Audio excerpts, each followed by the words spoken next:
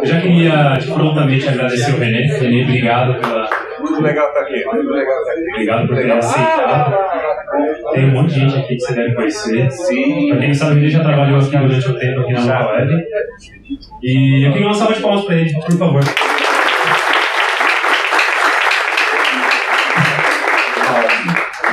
Gente, super legal estar aqui. Essa casa foi uma mega escola para mim. Mega escola. Eu lembro quando eu entrei aqui pela primeira vez, eu vim conversar com o Cláudio e tal, para ver se a coisa dá certo e tal. Aí eu falei, cara, eu estou sentindo um cheiro engraçado, era cheiro de web, né? Porque essa casa respira web, respira o digital, e isso é muito legal. Uma coisa que eu sempre curti também, que é uma coisa que aqui, cara, vocês têm que aprender a valorizar, é o quanto essa casa é horizontal, o quanto ela é aberta, o quanto ela é transparente, e o quanto você consegue ver o que as pessoas estão fazendo. Isso é muito jóia, cara. Tem outros lugares que de repente fica tudo em silo, isolado, Dev fica com Dev, Linux fica com Linux, UX fica com UX e tal. Aqui o fato de você poder transitar e poder conversar e usar Agile, e poder usar as paredes, etc e tal, cara, isso não tem preço. Vocês estão numa puta casa legal, então eu volto pra cá. Todo ano, quando eu posso, eu compareço lá no encontro Local Web e vou lá assistir, vou lá cumprimentar os amigos e tal. O Diego me chamou para falar com vocês sobre um tema, cara, que eu juro que eu fiquei pensando. Ele falou, você vai falar sobre criatividade. Eu falei, uau, legal.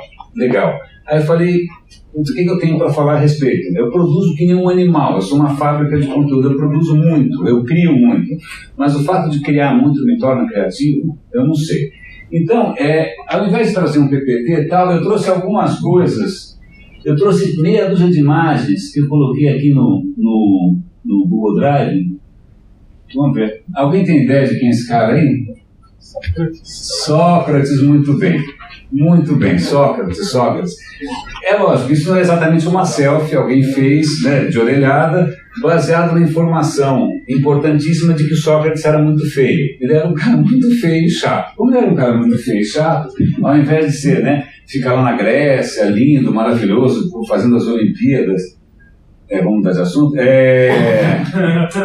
o Sócrates era um cara que pensava muito, ele provocava muito as pessoas. Tá? E até vale a pena pensar, isso é uma coisa que eu descobri recentemente, nunca tinha me caído a ficha. O que acontece?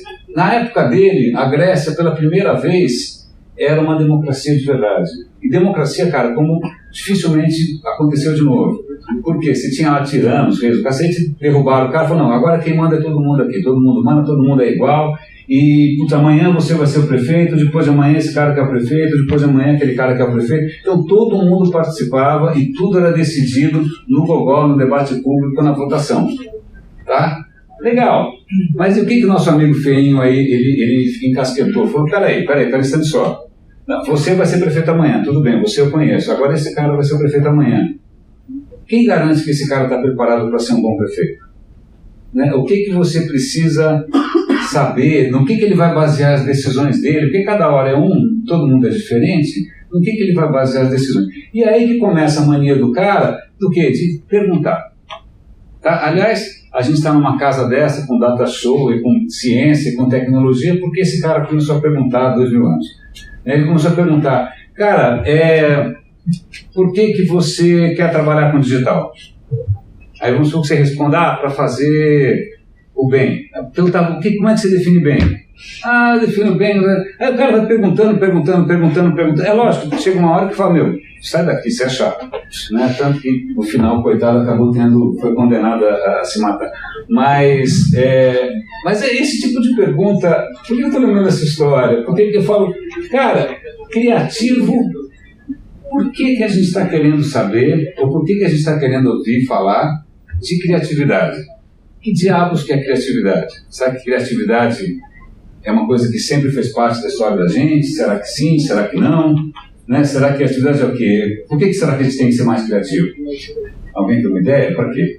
Para ser mais feliz? Para fazer diferença para os outros? Para fazer coisas mais legais? Para inovar? O que significa exatamente essa história de ser criativo? E é engraçado porque, vamos pensar uma coisa, vou mostrar uma coisa aqui. Teve uma exposição recentemente no Tomiotaki. Tomiotaki é um museu legal. O último quadro da exposição era esse. Quem sabe quem foi que pintou isso aqui? Quando você estava saindo, você viu esse quadro. Quem pintou esse quadro foi o mesmo cara que pintou... Cadê? Escuta aqui. Quem pintou isso aí? Picasso. Porra, Picasso é um cara que você pode chamar de criativo pra caramba, certo? O cara ficou até os 90 anos pintando todo santo dia. Eu achei legal aquele quadro seu último, porque é praticamente uma das últimas pinturas dele e parece o desenho de uma criança. Você fala, porra, que legal, o cara, né, com tanto talento, ele chegou no final sendo capaz de desenhar como uma criança. Sobretudo porque, e aí vem uma coisa curiosa, vocês querem ver uma coisa? Quem foi que pintou isso daqui? O Picasso com uns 15, 16 anos. Por quê? Porque ele teve uma formação clássica. Quem foi que pintou isso daqui? O Picasso também com, sei lá, 16, 17 anos, porque ele teve a formação clássica. Então é uma coisa engraçada, porque é um cara que teve a formação técnica para pintar com os grandes mestres, pintavam, mas parece um quadro, sei lá, Rembrandt, qualquer coisa, né? Mas com o tempo, o cara foi pirando, e aí ele foi se desfazendo da técnica clássica e resolveu o quê? Buscar outras fontes de inspiração. O que inspirou o Picasso? A arte africana, de repente a arte japonesa. O cara foi buscando outras fontes de inspiração, ainda mais porque a geração dele viu o mundo mudar muito. Esses caras viram a Primeira Guerra, cara.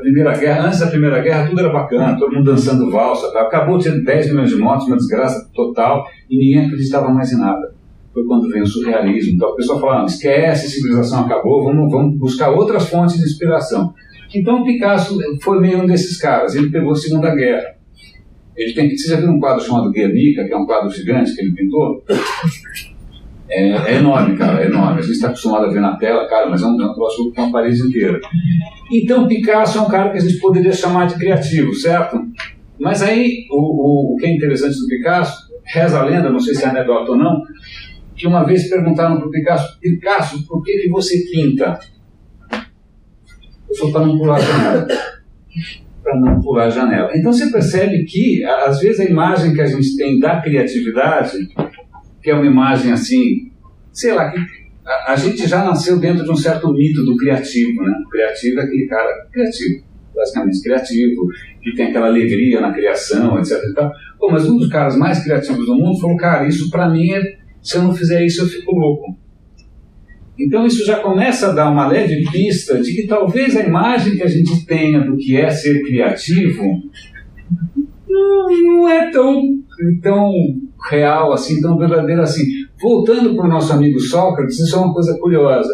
Se a gente for olhar a arte grega, aquelas esculturas maravilhosas, o Partenon, caralho, então você fala, porra, esse povo era criativão. Mas as coisas que a gente sabe do Sócrates, o cara não escrevia, tá? Ele não escreveu nada. Não fez blog, não fez nada. A gente sabe das coisas dele porque o Platão escreveu. Platão escrevia sobre o Sócrates. E o Platão falava o seguinte, ok, estamos numa democracia, certo? Quem tem que ter o poder? Aí fica um tempão pensando quem é o cara certo para ter o poder. É o soldado? É o comerciante? É não sei quem? É lógico que ele chega na conclusão que tem que ser quem? O filósofo, porque ele era filósofo, né? O filósofo tem que mandar na porra toda. Mas aí o que acontece? O Platão desconfiava das artes. Então, mesmo nessa época que a gente acha que era, a fonte de toda a inspiração da arte ocidental, o próprio Platão fala, não, cara, essa história de arte não é legal, porque a arte engana. A arte é uma enganação. Eu faço uma escultura que parece uma mulher pelada. Não é uma mulher pelada. É uma enganação. Eu faço uma música que vai fazer com que as pessoas percam um pouco a razão, né? Porque o ideal é a razão. Então, já houve um tempo, Platão, Grécia e tal, e que de repente a relação com a criatividade era um pouco diferente. Aliás, outra coisa que eu descobri recentemente, você não falava, por exemplo, você era um cara super inspirado, você fala, vem aqui, pega o microfone e fala um poema maravilhoso. Ninguém ia dizer que você era criativo.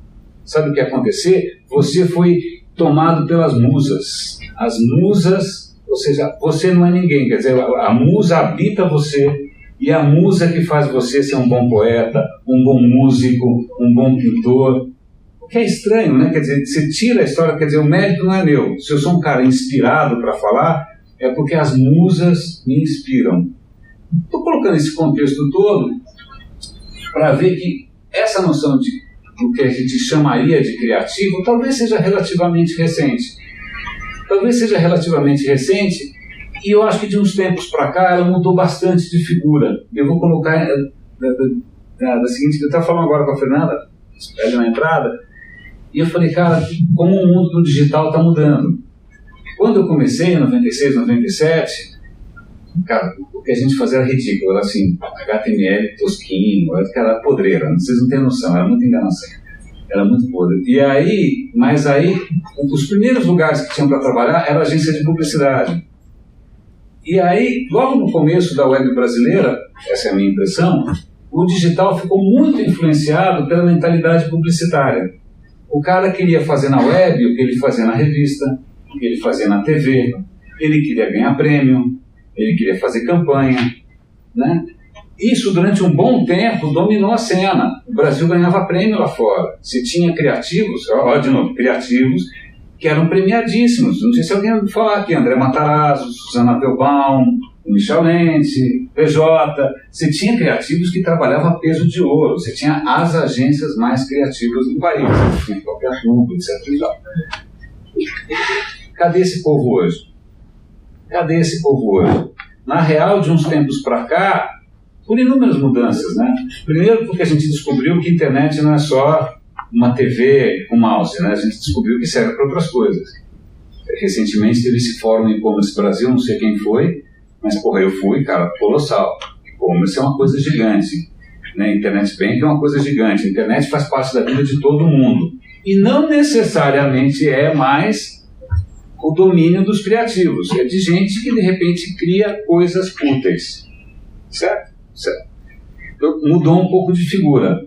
Tanto é que hoje em dia o mercado está mudando aí fora, é como se de uma hora para outra tira os criativos e traz o pessoal do Excel. O cara mais valorizado hoje em dia é o cara de BI, é o cara de Business Intelligence, é o cara que vai ficar fazendo métricas, estatísticas. Hoje é o cara mais valorizado, curiosamente, é o cara com formação de exatas.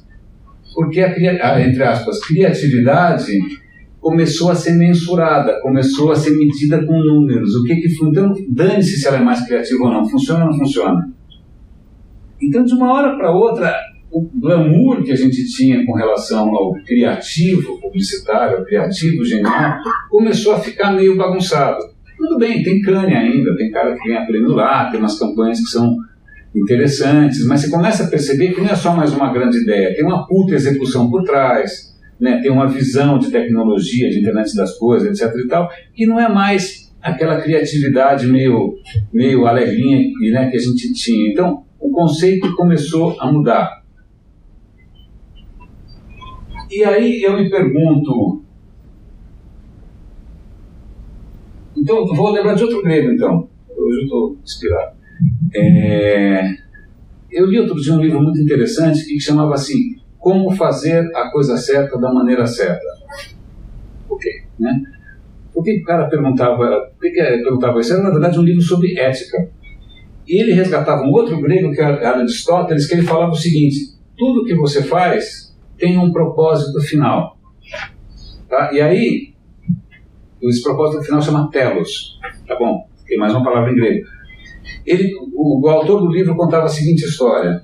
Um hospital, tá? Hospital, o moleque está lá na UTI morrendo e tal, a família desesperada, aí o faxineiro vai lá e limpa o quarto. Aí o pai está transtornado e fala, porra, você não limpou o quarto? Limpei. Não, você não limpou o quarto. O que o cara fez? Foi lá e limpou de novo. E não reclamou. E alguém chegou para esse cara e falou, porra, por que você limpou de novo? Ele falou, não, porque eu não estou aqui para limpar quarto. Eu estou aqui para garantir que uma família tenha condições dignas de acompanhar alguém que está numa situação difícil. O que esse faxineiro tinha? Ele não estava enxergando a tarefa dele básica, ele estava enxergando o telos, o propósito. Para quê? Que existe um hospital. Aqui na local ele também, não, estou limpando o código. Não, você não está limpando o código, você está propiciando condições para que as pessoas tenham uma experiência legal. eu estou criando e-mail marketing. Cara, você não está criando ferramentas para que o cara realize o seu negócio. É a bendita questão do Telos, né, que vale a pena a gente, eu acho, de uma certa maneira, retomar e aí talvez começar a pensar no que a gente tem que ser realmente criativo. Talvez o que a gente tem que ser realmente criativo hoje não é saber fazer um desenho diferente, não é saber escolher uma música correta, tudo bem, está valendo. Não é saber falar de improviso. Talvez uma das coisas que o mundo mais está precisando seja de telos criativos, de propósitos criativos. Por que cacete você está fazendo o que você está fazendo? É só por grana? É só porque mandaram você fazer? Ou você tem realmente uma pegada criativa nas coisas? Recentemente, quer dizer, 2011, eu fui para a Singularity University, que é uma instituição, você já ouviu falar, né? Que fica lá na Califórnia e tal. E aí eu mantive relação com os caras, tal, eles lançaram um livro chamado Organizações Exponenciais, eles fizeram um trabalho de consultoria, em suma. Eles têm lá uma consultoria, que eu estou até ajudando os caras com a história também, que ajuda as empresas a darem o próximo passo, né, para se prepararem para esse mundo novo. Uma das primeiras coisas que você tem que fazer nessa metodologia dos caras é definir o que eles chamam de proposta transformadora, blá blá blá, massiva. Que é o quê? Que é o Telos. É tipo, o que katsu que você realmente quer fazer? Porque você pensa, qual é o Telos do Google? Organizar a informação do mundo. Qual é o Telos do Facebook? Conectar as pessoas. Né? Então, parece fácil, mas na hora que você chega para um time de 6 pessoas, gente sênior, gente, né, com competência e tal, você fala, olha, legal, você está com uma ideia nova, qual é o propósito final? O que você realmente está fazendo aqui? O que tem de realmente novo nessa pegada? O que mais pinta é slogan publicitário. Mais por menos, né? O melhor serviço de táxi. Então, cara, não. Você não está sendo criativo, você está sendo marqueteiro. Você não está pensando exatamente o que você está criando de novo que vai fazer alguma porra de uma diferença. Eu falo um pouco de palavrões. E aí eu vou contar uma história aqui curiosa. Uma vez eu tinha trabalhado numa agência e tal, e né, nessa história de conhecer todo mundo, fazer amizade com todo mundo, eu fiz amizade com um rapaz que era developer. Aí depois de um tempo, fiquei sem falar com o cara e tal, aí cruzei com o cara. Eu falei, e aí, tal, como é que você está? Falei, até que tá entrando um troco aqui, uma app que eu fiz, essa app está indo bem, está vendendo bem. Eu falei, o que a sua app faz? Ele falou, não, é assim. A sua namorada, já começou, a sua namorada instala no teu telefone sem você ver. Cara, ele falou o quê? E aí esse aplicativo ele vai registrando tudo que o cara faz, onde ele foi, que mensagem que ele mandou, se mandou nude, se recebeu nude, e ela vai recebendo tudo. Eu falei, e aí ele falou assim, mas como é que você está ganhando dinheiro com isso? Eu falei, não, porque tem a versão paga o aplicativo fica invisível. Eu tô com o cabelo em pé, cara. Com o cabelo em pé. Eu falei, cara, como é que você dorme à noite? Né? Como é que, cara, que você criou, mas nem o Obama, nem o NSA consegue fazer isso, né? Você criou um troço do Putin, uma coisa de louco, uma espionagem pesada. Mas eu só criei a ferramenta. Eu não... Tecnicamente ela é legal, é bacana, né? Tecnicamente ela é criativa, vamos supor, a solução é criativa, seja o que for.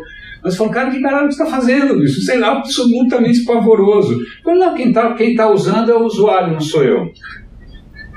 Aí eu pergunto, legal, que criativo. Né? Que puta, criativo pra caramba, né? Criativo pra caramba. Aí você pergunta, é desse tipo de criatividade que a gente está precisando nesse exato momento? Né? Tudo bem, dá grana, faz grana. Né? Mas até que ponto isso torna o mundo um lugar melhor? Até que ponto isso torna, sei lá, se o Sócrates ia ter orgulho da gente, se o Aristóteles ia ter orgulho da gente? Eu não sei. Tá? Mas agora eu estou colocando essas perguntas na cabeça porque é muito fácil a gente cair no estereótipo. Vamos ser criativos, vamos abraçar a árvore, vamos, sei lá, seguir não sei quem no Pinterest, vamos botar um filtro engraçadinho no Instagram e tal. Mas eu acho que existem hoje necessidades maiores, oportunidades maiores. Tá? Não só para a gente ser engraçadinho, não só para a gente fazer uma campanha um pouco mais bonitinha, não só para ter um cabelo engraçado, botar uma roupa diferente, calça de vaca, sei lá. Ok, e aí eu acho que esse estereótipo do criativo, ele não só está começando a ficar velho, como na real, eu não sei se vocês sabem como é que está o mercado aí fora, isso nem paga mais as contas. Porque você vai falar com um cliente hoje, ele quer saber se a ideia funciona ou não funciona, ele vai mensurar, ele vai ver, ele vai botar no canal de mídia programática para ver o que tem a melhor performance do clique, não sei o que lá. Cara, não tem mais papinho, né? A coisa hoje está muito preto no branco, é muito número mesmo. Então aquele discurso, olha, acredita em mim porque eu sou genial, acredita em mim porque eu sou, sei lá, muito louco, isso começa a ficar meio em xeque. Curiosamente, vocês veem que hoje o mercado de startups está bombando, certo? Mesmo lá na Singularity, eles têm um dos programas que eles têm lá, eles levam empreendedores para lá e o cara fica 10 semanas lá. Pô, imagina, que legal, você vai com 30, 40 empreendedores do mundo inteiro, 10 semanas lá para fazer alguma coisa legal. Sabe qual é a coisa mais complicada? Todo investidor fala a mesma coisa. Ninguém me traz ideia criativa, ninguém me traz uma ideia nova. O cara traz a mesma ideia, eu vou fazer um novo Uber, eu vou fazer um novo Tinder, eu vou fazer um novo... Cara, por que não tem uma ideia, uma pegada realmente boa? Porque, né, o cara tem tudo, tem educação, tem formação, tem... O que falta para o cara ter uma ideia realmente legal? Ou então tem ideia que é meio estereótipo, o cara fala, putz, deixa eu ver o que eu vou resolver. Eu vou resolver a fome na África. Vou tirar o lixo dos oceanos. Você fala, você já foi para a África? Não foi, mas eu vou... então tá bom. Sentado com a bunda no sofá, você acha que você vai resolver os problemas do mundo com uma app, né? Então, o que acaba acontecendo é que por uma série de razões, e é isso que eu quero, acho que é o resumo da ópera aqui para a gente, as ideias que estão vindo como diria um amigo meu, é patê de salsicha. Salsicha já é uma desgraceira, né? Você pega patê, é mais mastigado da mesma coisa, repetida, a exaustão. Que nem sites de compra coletiva, essas coisas. Algumas coisas estão acontecendo, e aí eu fico pensando, talvez um pouco até na minha história. Eu comecei a fazer uma faculdade, que era engenharia, eu falei, cara, isso não estou afim e tal. Aí eu fui para a área de comunicações. E eu sempre tive muita insegurança. Eu falei, será que eu sou criativo o suficiente? Será que eu tenho algum talento? Né? De repente eu chego lá, não tenho talento nenhum, escrevo mal, sei lá, fotografo mal, sei lá. E aí, para minha surpresa, as pessoas mais criativas que eu conheci na faculdade eram justamente quem vinha de fora. Era o cara que tinha vindo de uma outra cidade, ele tinha deixado a família para trás, tinha tentado sobreviver na cidade. Aí eu percebi, como a minha vida foi meio no default, sabe quando tá no default? Papai, mamãe, filhinho, escolinha, vai lá, entra na faculdade e tal. Cara, eu não me arrisquei, eu não me expus, eu não ousei, eu não fiquei, né, não tive que mudar de cidade, não tive que me arriscar, não tive que apanhar, não fiquei sem grana, né? Aí eu percebi que as pessoas que tinham uma vida mais rica, mais intensa, elas tinham muito mais repertório, essa é uma palavra legal, elas tinham muito mais repertório de onde tirar realmente ideias legais. Elas conheciam melhor outras realidades, elas conheciam melhor outros modos de vida, elas conheciam melhor outras maneiras de se viver, né? E eu estava ali naquele meu mundinho, papai, mamãe, filhinha, aquela coisa bem linear. Cara, meu mundo era muito pequeno.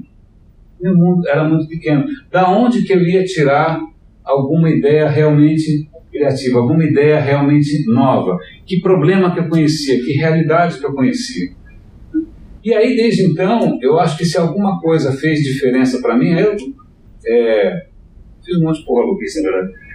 É uma longa história, mas o que eu percebo é que nada substitui você dar a cara para bater e se expor e de repente visitar e conhecer lugares que você não conhecia e situações que você não conhecia ou tipos de negócio que você não conhecia, e aí isso vai, mesmo que você foi e voltou, mas cara, você nunca mais é a mesma pessoa.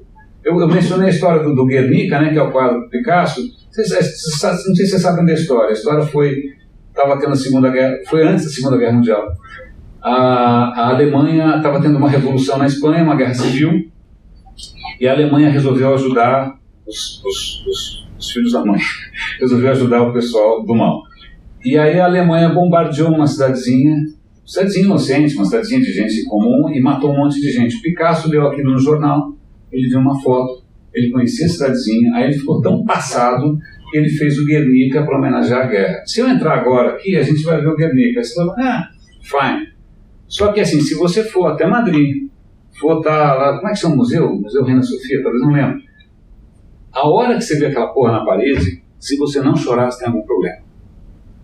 A hora que você vê o próprio quadro na sua frente, o quadro que o baixinho careca lá ficou lá, né, subindo na escada para pintar, porque é muito grande mesmo e tal, cara, isso é tocante até não poder mais.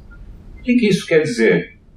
A experiência concreta, a experiência real, cara, não tem nenhuma tela que substitua. Tá? E a gente está vivendo muito hoje em cima de telas. A gente está vivendo muito hoje de segunda mão. A gente está se expondo muito pouco. A gente está se arriscando muito pouco. Né? É lógico, tem gente aqui que... Cadê o Hortensiano que vai lá para o Planalto, escala montanha, sobe no mato e tal. É lógico, tem gente que tem uma coisa um pouco mais de aventura. Mas tem aventuras que são aventuras existenciais para você conhecer outras realidades. Trabalhar com outros povos.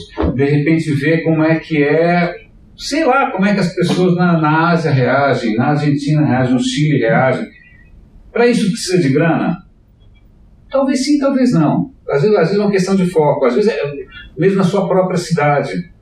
De repente você... quanto tempo faz que não foi num bom museu? Quanto tempo faz que não foi num bom evento de rua? Quanto tempo faz que você de repente não andou com uma turma diferente da sua? Ou foi num evento diferente do seu? Né? Para a gente se expor, porque aí a gente vai percebendo o quanto a cabeça da gente fica pequena, o quanto a cabeça da gente ela vai ficando humilde. E aí não tem de onde tirar, cara. Se teu mundo é pequeno, você não tem de onde tirar. Você vai talvez copiar uma ideia, você se inspira numa porra que você viu no Pinterest, sei lá.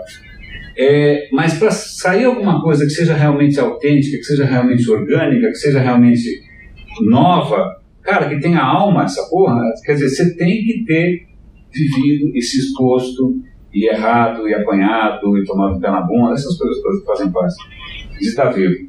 Então, eu acho que isso hoje em dia não está muito fácil, porque está muito fácil a gente... Sabe aquela história do avestruz que enfia a cabeça na terra? A gente está assim, não só com a cabeça na terra, mas com o bundão para cima também, que eu não recomendo. Mas está muito fácil para a gente ficar com o cabeção enfiado, entendeu? E deixar de se expor, e deixar de se aventurar, e deixar de ter um repertório, inclusive, afetivo. Né? Porque, quer ver uma coisa que é curiosa? Porque vamos pegar lá, Steve Jobs. Eu, pessoalmente, eu nunca morri de amores pelo Steve Jobs, tudo bem, paciência, mas convenhamos, o cara morreu, a Apple foi junto. O cara tinha alguma coisa diferente dentro dele. Né? Ele não era designer propriamente dito, ele não era developer, ele não era engenheiro. Cara, o que era o Steve Jobs na verdade? Mas você já viu a vida do cara? Pô, o cara se arriscou pra caramba, cara. Ele largou a faculdade, ele começou a fazer umas aulas meio de ouvinte, aí ele se arriscou, empreendeu, passou fome, pá. Aí você vai ver, o cara tem um estofo, tem uma densidade, ele tem uma humanidade, que aí o cara, ele tem condição de pegar um produto digital e falar, isso daqui é uma merda, ninguém vai usar. Né? Ou ele vai encher o saco da Microsoft, o pessoal da Microsoft era coxinha, o pessoal da Microsoft não tem a menor noção de gosto, de estética, de prazer de uso e tal. E na boa, no começo não tinha mesmo, porque o pessoal era ali bitolinha, o pessoal era ali fazer só o trabalho que tinha para fazer. Ele tinha uma bagagem humana e um estofo humano violentos. A hora que esse cara morre, quem tem o mesmo estofo, quem está no mesmo lugar para de repente criar experiências ricas, experiências legais, ou tocar o coração das pessoas. Como é que você toca o coração das pessoas, cara? Como é que sentado, eu vou imaginar aqui, eu até vou contar uma anedota aqui interna, pelo que a gente estava aqui. Quando estava aqui, dos desafios para a gente era criar um canal de relacionamento com os developers de fora, né?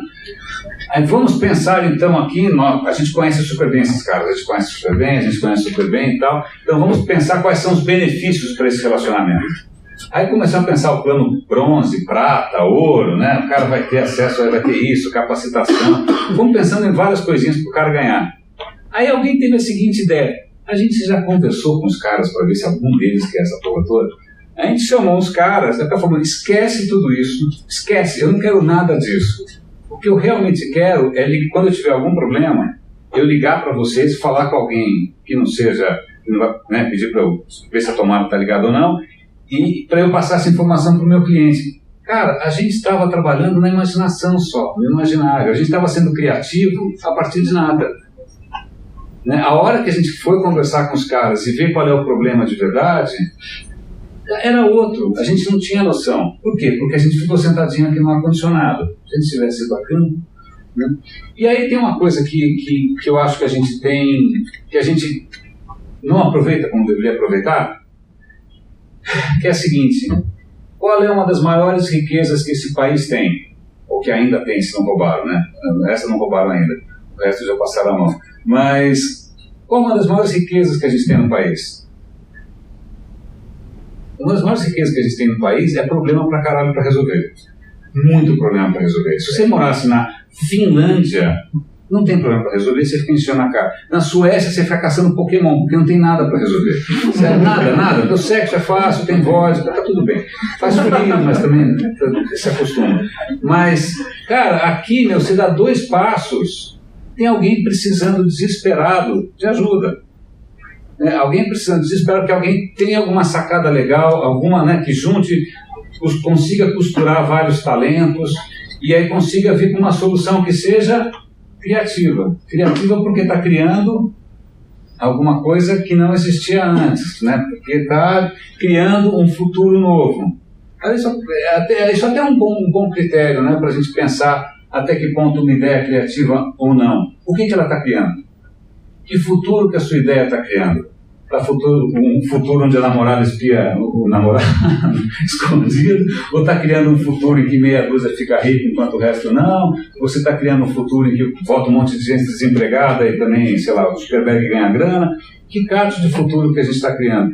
E eu acho que não são perguntas fáceis, cara, mas acho que são perguntas que acho que vale a pena a gente começar a se colocar, de novo, para não cair no glamour, para a gente não ficar glamourizando quem é diferente, criativo, engraçadinho, talentoso, porque esse mito que a gente tem do criativinho, engraçadinho, cara, isso é muito recente, e graças a Deus está começando a entrar em decadência, né? Está começando a entrar em decadência. Hoje, assim, quem eu acho realmente criativo, de repente o cara cria uma plataforma que une isso, que aquilo, que melhora a vida, não sei do que, da educação não sei aonde. Você fala, puta ideia legal, por que ninguém pensou nisso antes? Que bom que alguém teve essa ideia, né? Que bom que alguém criou. Voltando aqui para Local Web, tem uma coisa que é bárbara, 5 minutos, uma coisa que eu acho que facilita muito as coisas. Foi a primeira coisa que eu falei, essa casa é muito horizontal. Essa casa tem todas as disciplinas debaixo do mesmo teto, sem paredes. Tá? Então, eu lembro, eu estava lá, às vezes, com a cabeça meio quente, falando, eu vou dar uma volta e eu vou sentar com o pessoal de produto. Eu quero ver o que o pessoal de UX está fazendo. Eu quero almoçar com um cara de Linux. Eu quero todo dia almoçar com alguém diferente. Fosse o cara da segurança ou fosse o cara do RH. Todo dia eu almoçava com alguém. Eu não ia almoçar sempre com a mesma galera.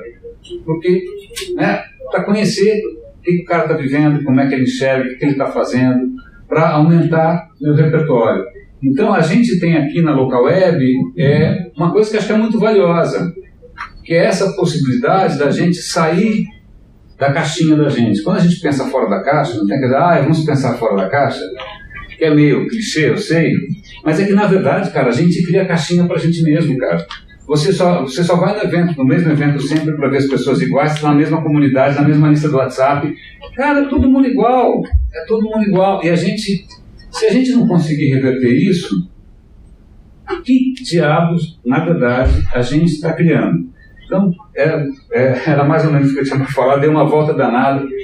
Foi absolutamente improviso, mas eu ainda só quero mostrar de novo uma coisa que eu acho que para mim é muito inspiradora, que é isso daqui, ó. É muito legal o cara chegar aos 90 anos, sei lá quantos anos o Picasso tinha, com a capacidade e com a alegria de criar como uma criança, né? Então, olha só, o cara que criou sem parar, criou sem parar, criou sem parar, criou sem parar, e consegue no final fazer uma coisa com essa leveza, tá? De novo, vou insistir, o processo criativo do cara não era alegria, inspiração, fumãozinho, não tinha fumãozinho, era um processo doloroso, né? O cara estava ali o tempo inteiro experimentando, com insegurança e tal, mas aí se percebe quando o cara está num caminho realmente criativo, ele consegue manter consegue manter a potência, consegue manter a juventude, consegue manter o brilho no olho. Então é isso. Eu invejo vocês por várias razões. Primeiro que vocês têm 30 anos a menos, não estou brincando, mas é verdade. Deixa eu falar. Segunda questão, isso é muito interessante, se eu tiver uma ideia, eu não sou desenvolvedor. Se eu tiver uma ideia, sabe o que eu vou fazer? Eu entro no Word. É o máximo que eu consigo fazer, entrar no Word e botar minha ideia ali. Vou falar. Vocês têm skills técnicos, cara. Vocês conseguem fazer chover. Vocês são os novos demiurgos. Vocês são os novos caras que criam mundos. Eu não consigo criar mundo nenhum. Eu consigo, no máximo, inspirar vocês um pouquinho e tal. Mas vocês têm na mão, cara, o poder do código, né? E nunca foi tão fácil fazer coisas geniais com um impacto gigante. Então, se for ficar alguma coisa hoje na cabeça de vocês, essa meia hora que eu improvisei aqui, a questão é isso. Eu falo palavrão de novo, que raios vocês estão, na verdade, criando? Acho que era isso que eu tinha para falar. Valeu?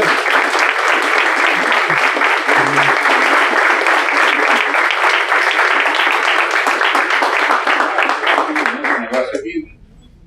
Só podcast. Perguntas? Cara, fica super à vontade para perguntar, gente. Pelo amor de Deus, não tem não. E eu falo que não.